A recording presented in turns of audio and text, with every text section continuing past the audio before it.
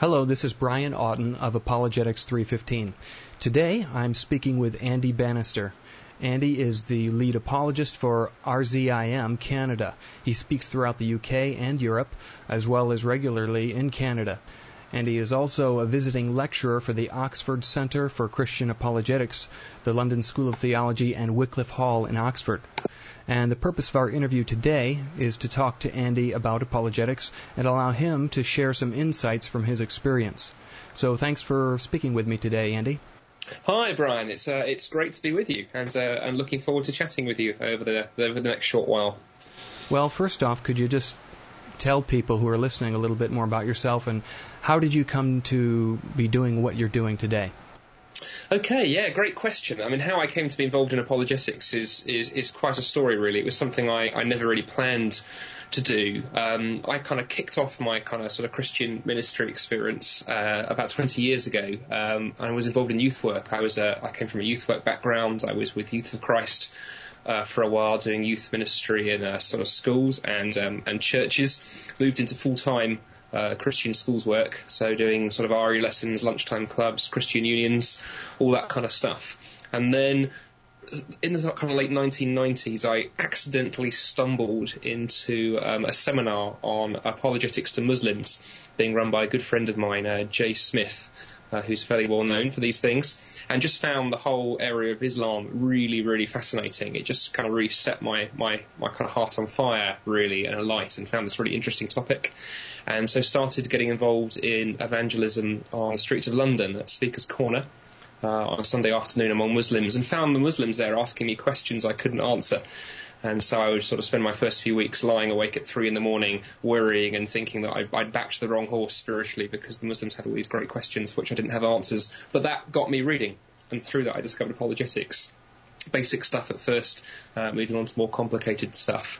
And what was interesting about that was the way I'd grown up, I'd never really thought of myself as academic. I'd always been relatively kind of bright and able, but not what you'd call academic. But through Speaker's Corner and through engaging with the Muslims I encountered there, I suddenly discovered an ability for apologetics and for theology. That led to doing an undergraduate degree at London School of Theology, which went very, very well, and with the result of which, at the end of that, one of my lecturers there said, look, you need to carry on and do PhD work. So I moved into doctoral work on Islam, and at the same time, while studying for that part-time, began doing more and more apologetics. And that one thing led to another. That led to RZIM, and doing stuff for them on the side part-time, and that eventually led to them inviting me to come and work for them full-time in Canada. So a very long and winding route, really, from youth work sort of 20 years ago through to about to make the hop across the Atlantic to do apologetics full-time. Now, you sort of took the academic route, and you didn't really have that in mind to begin with. How does someone know if they're meant to take that route? Is seminary for everyone?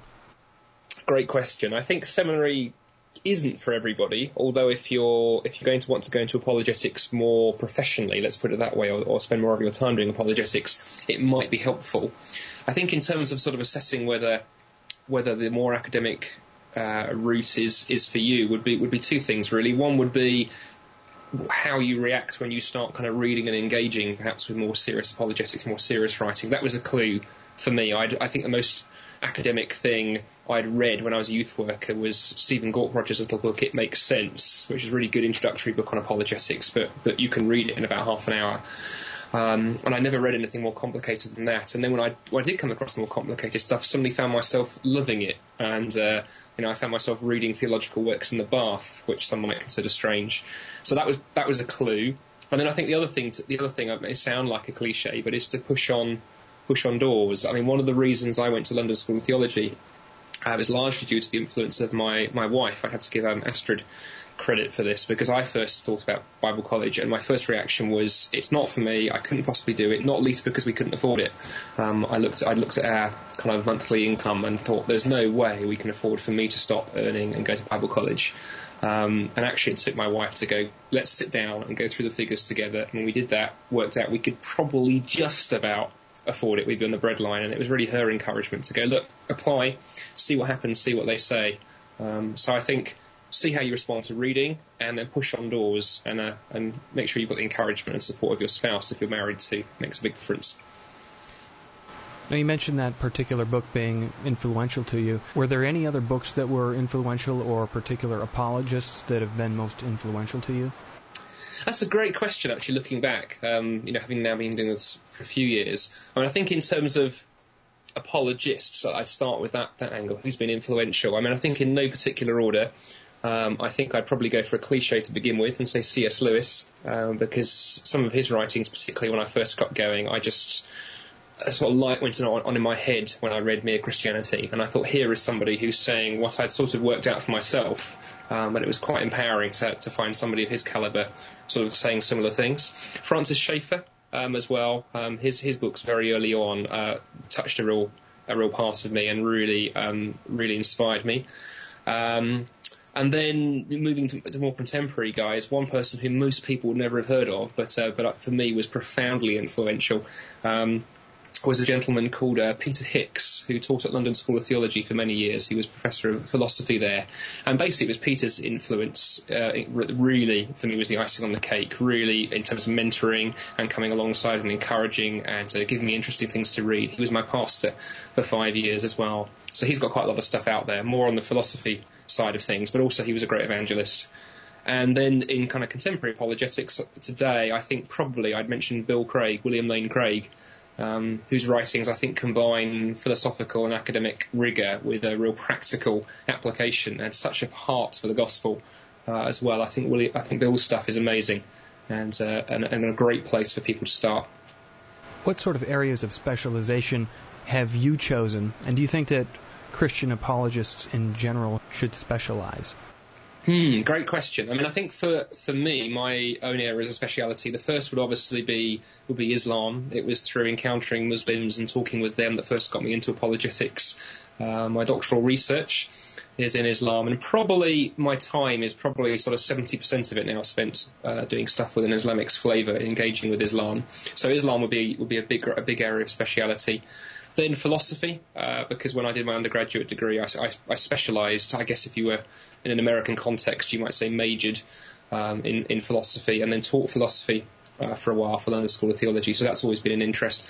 And then probably more general apologetics as well. I'm a kind of person who likes to kind of read quite widely, which I guess leads me to the second half of your question. I think you said, do I think that Christian apologists should specialise in what areas of interest we should have? And I guess my answer to the question, should apologists specialise, is both a yes and a no.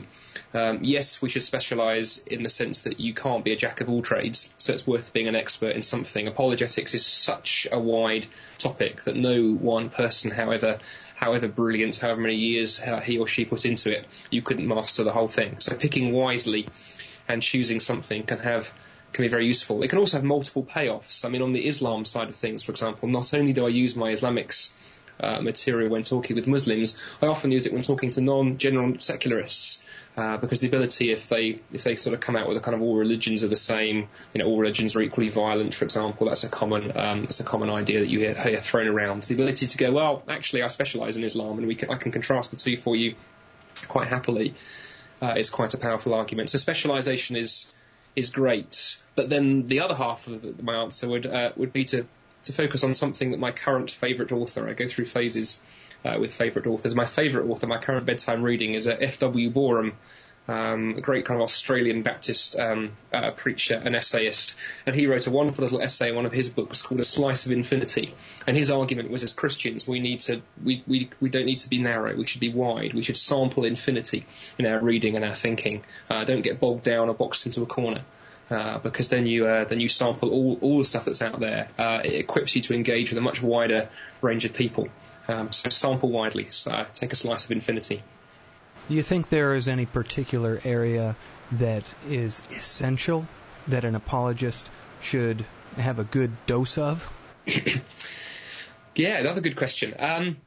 Really, I suppose I would answer that in terms of this direction. I would want to say that I think that the church, particularly the church in the West, we face three big challenges in the 21st century. Those are you've got the challenges of Islam, you've got the challenges of a resurgent atheism, Dawkins and Dennett and Harris et al., and then you have probably what I would go and loosely define kind of sort of New Age and alternative spiritualities. A lot of people that I engage with and meet in the street and the marketplace, in a sense, aren't atheists, but they're into crystals or horoscopes or reincarnation or goodness knows what. So I think those three, Islam, atheism, and New Age spiritualities, are the three big challenges, the big alternative worldviews that as Christian apologists we need to engage with. So if somebody was going to specialise, I would say picking something helpful in regards to one of those would be a big one.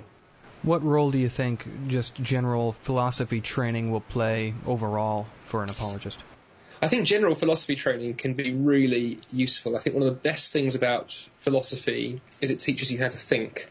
And very often, when you encounter, say, a new question, or you're talking to somebody and they raise, say, a particular objection to the gospel, sometimes simply being able to sort of deconstruct where the question's coming from, the kind of question behind the question, can be quite useful. And so philosophy can help you with that. It can also help you understand the history of ideas. One of the big things I think that's useful as apologists and as Christians more generally is to understand, in a sense, there's nothing new under the sun. So, for example, in New Atheism, the objections that the likes of Richard Dawkins and Christopher Hitchens and those kind of guys are coming out with, those are not new ideas. Those are old ideas. Those are old objections to Christianity. And if you understand the history of ideas and the history of philosophy and how Christians in the past have engaged with those, that often gives you great resources to draw on. And that leads into something else I think that's always been a big issue for me ever since I've gone into studying theology more formally. So this applies to philosophy. It also applies to really anybody who's studying theology at an undergraduate level, and that's the importance of connecting what you're reading and what you're studying with Christian apologetics. I found that very helpful, for example, when I was reading New Testament studies as an undergraduate. The apologist in me kept going, this is really interesting stuff, Tom Wright or whatever, but how can I use this when I talk to Muslims? How could I use this when I talk to non-Christians and they raise objections about the resurrection? So even if you don't consider yourself an apologist, even if because of where you are at the moment, you're stuck reading something else entirely, try and connect it with apologetics. Try and join the dots and see how the ideas connect up, because I think that can make us much richer in our presentation of the gospel. Now, as far as theology goes, what role does theology play in your approach to apologetics, and how does it affect your methodology? Gosh, there's a question. How does theology affect my methodology? I think probably I would answer that by saying, by picking up what I was talking about a moment ago and saying I think in terms of being a well-rounded apologist, knowing your theology is immensely helpful. Sometimes I've encountered apologists who go off sort of half-cocked in response to a question, and before you know it, they've committed 3 heresies before they've even finished the question. So I think understanding Scripture, understanding doctrine are helpful in that regard. And also, as I say, in terms of broader areas of theology, such as church history and doctrine, understanding how Christians have engaged with different worldviews in the past can be quite helpful. So, for example, the problem of evil. Knowing the kind of way that, say, Augustine engaged with that, over 1,000 years ago can be quite helpful. Knowing your theology can save you from reinventing the wheel sometimes, because good answers and good resources are there in our Christian heritage, our Christian tradition, if we just but to go look for them. Now, you mentioned some of those theological blunders there, but do you think there are any particular pitfalls that apologists can fall into, whether it be pride or, imbalance? I think pride is a big one. I think one of the big dangers that apologists can fall into, number one, I think, is related to pride, but is more a kind of thinking that it's all about the argument. When you spend all of your time engaging with skeptics and people who have objections to Christianity, to non-Christian worldviews, you can sometimes end up thinking, if I just had the right argument, if I just learn one more philosophical response, if I just read one more rebuttal to Richard Dawkins, then that friend I met down the pub the other day, I will have the perfect answer, and he or she will have to become a Christian because I will have intellectually beaten them into a corner. And I think we can forget, if we're not careful as apologists, that at the end of the day, arguments don't bring somebody to faith in Christ. What we do when we engage with non-Christians and we use intellectual arguments is we're seeking to clear out the debris, as it were, that obstructs them from seeing Christ. And then we need to let the Spirit of God do His work. And once we start thinking it's the right argument or our intellectual prowess that will lead someone to the kingdom, then we're in very dangerous ground indeed. And I think the other danger we can fall into as apologists is assuming that the non-Christian we meet in whatever context has to have signed up fully, say, on the Dawkins line, for example. I know when I spent a lot of time reading Dawkins, I found it very frustrating that the people I encountered who weren't Christians had actually A, never read Richard Dawkins, and B, weren't convinced by him. They had a whole series of different objections to the gospel. So I think learning to stop and listen to people and be prepared for their objections or their questions to be entirely different to what we've just spent the last week reading can be quite helpful. But sometimes as apologists, if we're not careful, we can end up with our own particular theological axes to grind, and we end up trying to fit everybody we come across into that framework, and that's not helpful either. I've heard William Lane Craig say that, the ultimate apologetic is your life. Basically, how you live your life speaks volumes. And I've also, familiar with the phrase, don't seek to win the argument, seek to win the man. Absolutely. What sort of other qualities do you think are important along that line, or what would you add to that? Well, I think I'd start by picking up on what Bill said there and just really commend it. I think that's absolutely true. I know Ravi Zacharias says something similar. Talks about the ultimate apologetic being the book of your life rather than any other sort of book that you'll find on your shelf. I think sometimes we forget just how good our non-Christian friends are observing us. So, if you work in a secular environment, your non-Christians, friends at work, if they know you're a Christian, they'll be probably watching you more than you realise. And if the way that you carry out your business doesn't match up to the discussions that you have around the lunch table, then they're going to see something's wrong. So I think Bill is absolutely right there. It's essential that as apologists our lives show integrity on the inside as well as what our words project on the outside. The other virtue that I think is vital to find in apologists, and it's again a hard one to get right, but is worth working at, is humility. Again, because we're dealing with arguments and intellectual responses and objections to the gospel, it's very easy as an apologist, if you're not careful, to become quite cold and hard and clinical.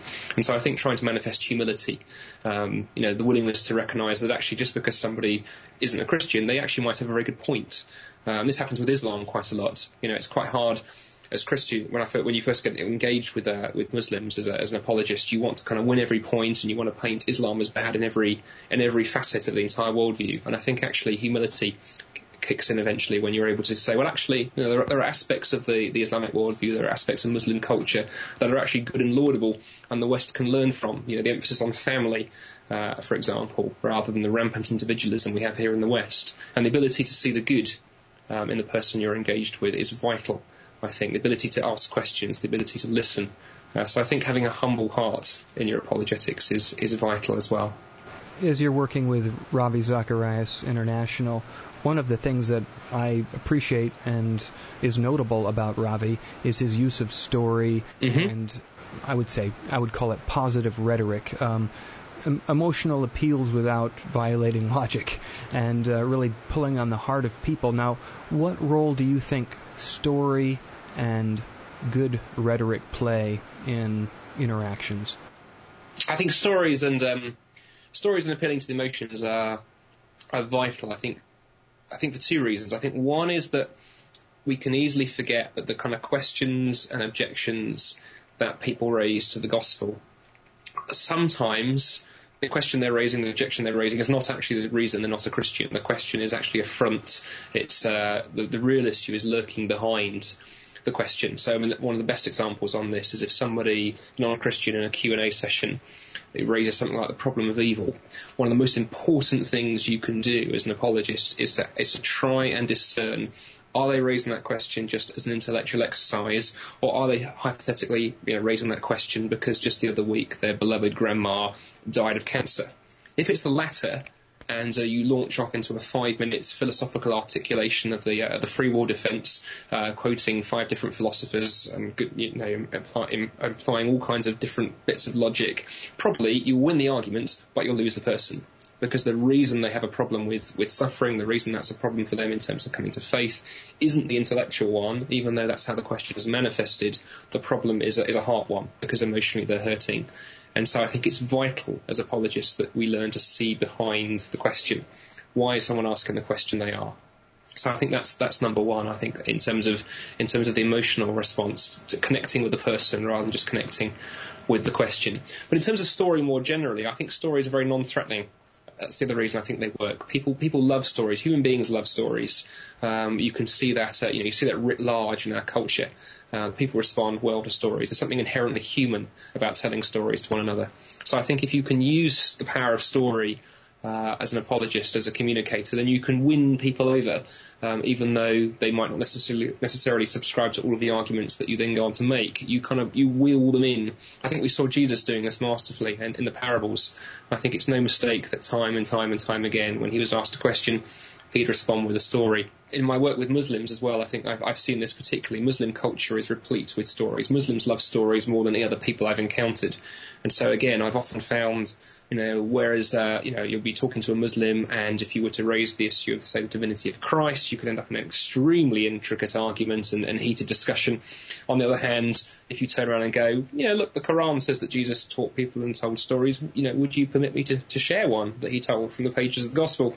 And then launch into the prodigal son, for example. You'll often find the Muslim will have a much more welcoming response to you, will have a much more fruitful conversation, because you've won them in with story and with narrative, rather than trying to bludgeon them over the head with propositional truth. Now, you had mentioned the importance of listening and, kind of discerning where the person you're interacting with is at. Now, what do you do when you're encountering someone obstinate or just with a real brick wall? Is there any strategy that you recommend there? It depends. It depends on the context. I think one thing I have learned over the years, and it's a hard lesson to learn, because I like an argument, so I can be quite stubborn, as my wife would be quick to tell you. But I think learning when to walk away as an apologist is actually quite important. There comes a time when you can be faced with the type of questioner who, whatever you ask them, whatever they ask you, whatever answer you give them, rather, it is not going to be enough. There'll be another question and another and another. I've met Muslims like this, for example, who raise an objection to say the authority of the Bible. You give them an answer, they raise another one and another one and another one, and then you very quickly discover they've got a shopping list of questions. They're not interested in truth. They're simply interested in a debate and a rhetorical game, trying to trip you up. And there comes a point where actually I don't think there's anything wrong with saying, with every respect, my friend, I can see we're not going to get anywhere. Why don't we just have a coffee together and we'll meet next week, rather than feel that you have to kind of win the point there and then. So I think being prepared to step away, and that's hard as apologists because we're kind of trained to kind of engage with people, to feel we have to give an answer. But sometimes you can very much be casting your pearls before swine, and sometimes it's best to just be humble and step back. What is your strategy, or how do you approach evangelism, and where does the evangelism overlap with apologetics? Oh, good question. I think one of the things you learn very quickly when you begin engaging in evangelism, apologetics with Muslims, is that you need to think long term. There's a tendency in some parts of the church that I've seen in terms of mission and evangelism and apologetics, of thinking, if we have just the right magic, if we have the magic answer, if we come up with just the right formula, the people we're engaging with will become Christians. What I've sometimes termed the kind of hit and run approach to evangelism also happens. You kind of rush into a context, be it a group of Muslims or a university forum. You kind of lob a gospel bomb into the middle of it, and then sort of assume it will explode, and hopefully some Christians will come out of it. Whereas I think long term is the way to go, particularly with a people group like Muslims, who often have a whole range of issues and objections to Christianity, often have a deep suspicion of Christianity. So I think you've got to think long term. And I think this is true of our culture as well. I think particularly as the Western culture in which we find ourselves becomes more and more post-Christian, you simply can't assume the kind of background context that perhaps once we could. If you read the kind of stories of sort of Jonathan Edwards preaching, the guy could preach, he could mention hellfire, and he'd have grown men, according to the accounts, swooning with fear in the churches and rushing forward to commit their lives to Christ. Doesn't happen anymore. We haven't got the kind of Christian background, certainly not here in the UK and Europe. So again, you need to be thinking long term. So in any encounter that I have with a non-Christian, be they Muslim or a secularist or whoever, I'm simply looking at trying to encourage them to be that much, to just take a step or two towards Christ, and recognizing that at some point it may well be somebody else who has the privilege of leading them all the way. There was a missiologist many years ago, a gentleman called Engel, who came up with a thing called the Engel scale, which he talked about in terms of missions. And it was a really nice idea. He said, well, if you imagine a scale from kind of naught being a complete, goat sacrificing pagan, right through to 10 being a fully committed follower of Christ, your goal when you encounter your non-Christian friend is to just move them slightly up that scale. Even if it's, 1/100%, that's a step in the right direction. People might have a profound encounter, and you might move them several points. And then eventually, obviously, your hope and prayer is that somebody, and it may not be you, will have the privilege of leading them over the threshold at 10. Some people make that journey very quickly. Other people, it can be 10, 20, 30 years of different encounters with different Christians before finally the work of the Spirit is complete, and they'll become followers of Christ. So don't think in terms of having to get somebody all the way. Think in terms of how can I help this person move on. I think it's more helpful, and it also takes the pressure off. One of the reasons I found a lot of Christians don't get involved in evangelism and shy away from it is a fear. What happens if I talk to my non-Christian neighbour and they don't become a Christian? To which you want to kind of shake them gently by the shoulder and go, so what? Your job is not to take them all the way. Your job is to present the best of Christ that you can, to the best of your ability, to the best of your calling. And it may not be you who leads them across the finishing line, as it were. Talk about what you think is the role of the Holy Spirit in evangelism and apologetics, and to what extent does prayer play a part in winning over people or people groups? Great question. I think prayer is absolutely essential. I think sometimes underrated. I think particularly in engaging with Islam over the years, I found it to be essential because Islam has there are some darker elements to the Islamic worldview as well, and I think Christians who engage in apologetics or mission among Muslims need to be aware of that. And so ensuring that if you're going to get involved in that kind of ministry, that you have friends or your church praying for you are essential. It makes all the difference. And I think that goes for any form of apologetics. Again, it's so easy as apologists, evangelists, to think it's all about us. And I think putting the focus on prayer reminds us that actually a large chunk of the process, in fact, the ultimate part of the process, comes down to God and the work of the Spirit. And really, in terms of the broader question, the role of the Holy Spirit, I guess it comes down to that interplay between the heart and the head that works out in all of us. At the end of the day, you can give the best arguments you want to your non-Christian friend. You can kind of clear some of the intellectual debris off their path. But ultimately, it's only when the Holy Spirit finally convicts them that they're going to make that step. They're going to make that final step of faith. So very much, I think it's a cooperative role that God calls us to. It's not a case of God sort of saying to us, "Look, I don't need you at all. I can do the work of mission on my own." We have the privilege of God actually calling us cooperatively to the Great Commission, to involving us in the process. But ultimately, as well, it's God's job as well. It's the Missio Dei, the mission of God. So I think it's a great evangelism and apologetics is this kind of great work of the Spirit and God's people combined, which is part of the magic and the mystery to it all. Now, could you tell us, what is the Oxford Center for Christian Apologetics? What is it, where is it, and what goes on there? Great question. Well, the Oxford Centre for Christian Apologetics is surprisingly well titled because it is in fact located in Oxford, in England.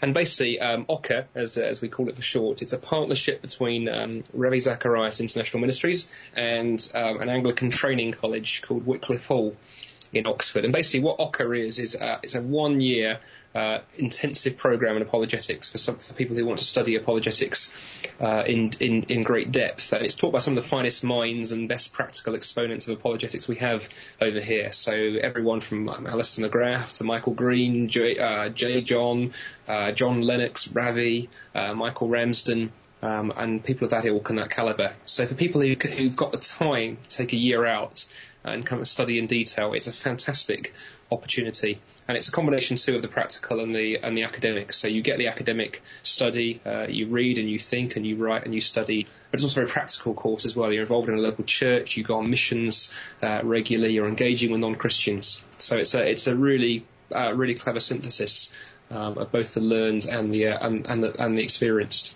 What does someone who graduates from that program come away with, and what would you say that they're prepared for?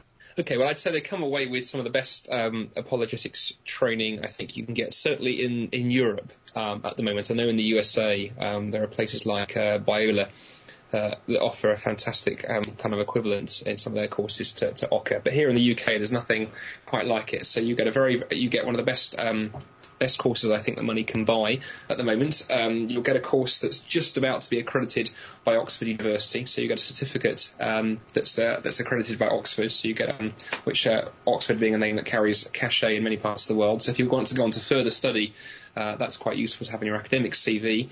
But you also come out with a fantastic experience. You've engaged in mission alongside the likes of Michael Green and Michael Ramsden. You've sat at the feet of people like Ravi and learnt. You've learnt from your fellow students. What you've learnt in the classroom one day, you're trying out on the streets of Peckham in South London the next day. So there's really nothing quite like it. So for people who feel that perhaps God is putting apologetics as something on their heart, in terms of a career, in terms of a vocation, in terms of a calling, it's a really worthwhile course. Now, would you say that someone should have a little bit of background in apologetics, or is this something where you can just go in there unintroduced to the subject? We have a variety of people. I mean, I think if you've got a background in apologetics, or at least dabbled in apologetics, is helpful, because you kind of know what you're letting yourself in for. So we have some students on the course who've done considerable amounts of apologetics and evangelism before. And we have folk who have, say, done sort of theology before. But then we equally have people who've done very little in apologetics and have, say, come out of industry and worked in the sort of corporate world. To think of one or two example students we've got at the moment, but who felt, towards the end of that time, that evangelism and apologetics was something God was very much laying on their heart. So really, students are kind of weighed up on an individual basis. So there's not sort of one sort of photo matched sort of typical student, really. We have a whole variety. We have students from America, we have guys from Europe, we have a considerable cohort of students from the Middle East. So it's also quite an international course as well, which I think is one of its strengths. People rub shoulders with people from different cultures, different backgrounds, different approaches. So it's probably not somewhere to come if you just want all of your previous ideas about apologetics reinforced, because you'll find people who challenge you, which is part of the fun. Earlier you had said that you didn't imagine going the academic route, but you did. And what about people who maybe they're at a place in their life where they know that they're not going to go the academic route, but they want to really get involved in apologetics? What advice would you give to people who they really want to learn more, they want to be used by God in that way? What sort of advice would you give them to study and to get into it? What sort of direction would you point them? Great question. I mean, I think my first bit of advice for someone in that situation, because since this was how I first started, is to simply to get started. I think one of the biggest dangers is people can sometimes sit there and think, well, I can't possibly engage in evangelism, I can't possibly do any apologetics until I've been to seminary, or until I've read this particular book, or until I've been on that training course. So I think getting started would be my first bit of advice, because I'm a great believer in the old maxim that in terms of God guiding you, it's easier to steer a moving ship. So if you're actually out there engaging with non-Christians doing things, whether that's, in my case it was Muslims, or perhaps if they're in if they're in a secular employment, it's in the workplace. If they're high school students, it's it's at school. Because that will begin to give a focus. I think you'll find certain questions coming up. You'll find certain types of people you're drawn to. So I think get started in apologetics. And then I guess my second bit of advice would be to read widely, to start reading, to start thinking. And by widely, I don't just mean theology. I mean I'm a great believer in mixing, for example, say theology and popular culture. If you're talking with secularists a lot of the time, you need to be out, watching the latest movies. What are people talking about in your workplace? What are people talking about on your university campuses? Read the latest novel, read sort of political commentary, read theology as well, and get those things get those things coming together in synthesis. As you engage with your culture, what kind of theological questions does that raise for you? As you perhaps begin reading a bit of apologetics or philosophy or theology, how does that resonate with the kind of questions that your friends are asking at work or at school? So get started and begin reading widely, and then keep your eye out for training opportunities. I mean, something like the Oxford Centre for Christian Apologetics may not be for everyone. Seminary may not be for everybody. But there are often, if you begin looking around, searching on the net, seeing what's on in your locality, there are often great training resources available in the kind of short term. So, for example, the Oxford Centre for Christian Apologetics is partly run by RZIM in the UK. We do training weekends from time to time. We've got one just tomorrow coming up, for example. Other kind of churches and church groupings do those kind of things. So look out for the opportunities that are there and take them. Take every opportunity that comes would be my third tip. 2 years ago, we met at the European Leadership Forum, and you've been involved with that for some time. Tell people what that is, and would you mind giving sort of a pitch for the European Leadership Forum? Okay, well, yes, that's right. The European Leadership Forum, I think, was where we met in the delights of Hungary, wasn't it, a couple of years ago? Yep. And basically, the European Leadership Forum is the best way to describe it is a kind of conference, network, a training event for Christian leaders and workers from all across Europe. So we get, I think the European Leadership Forum last year, I think had something in the region about 450 people at it from, say, right across Europe. So from Ireland and France, Germany and Eastern Europe down into Russia, people coming together. And then what happens at the forum is people split into networks depending on their area of interest. So there's an evangelists network, an apologists network. There are networks for theologians and preachers and counsellors and people engaged in politics.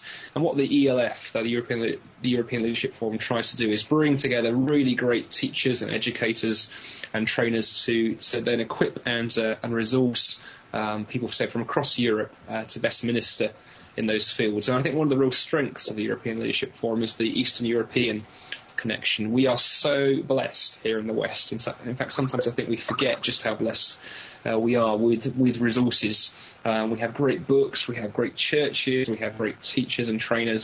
And sometimes we get very negative here and say, well, the church is in decline and things aren't happening as great as they might be. But actually, when you compare what we have here in the Western church, it's fantastic. And so one of the things the ELF has tried to do is unlock all of that potential and connect it with Eastern Europe, where the church is often stronger and in terms of numbers, but just doesn't have access to the training resources. And so it's to try and unlock, as one of the European Leadership Forum leaders is fond of saying, to unlock God's global resources and to connect the West and the East together, because we have a lot to learn from each other. And it's a fantastic conference. I've been involved in it for the past 5 or 6 years now, teaching and training on Islam. And it's been great to be able to work with guys from Eastern Europe who are coming up against Islam on the Eastern end of things, and help equip them to do that more effectively.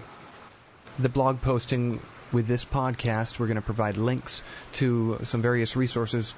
Could you tell the listeners, Andy, what sort of resources they can be looking for? Yeah, there's basically various things, Brian, I've published on the web over the past few years. I haven't yet been organised enough to pull them all together, so it's going to be great that you can kindly put a few links. But just a few headline ones. There's the Answering Islam website, which is one of the best apologetic resources for people wanting to engage with Muslims with the gospel. And for many years I wrote bits and pieces for them. So there should be a link to my kind of page there with a few interesting bits and pieces. Then I've also done quite a bit of stuff for a website called Be Thinking, which is run by UCCF here in the UK, the University and Colleges Christian Fellowship. And so there's some audio pieces up there.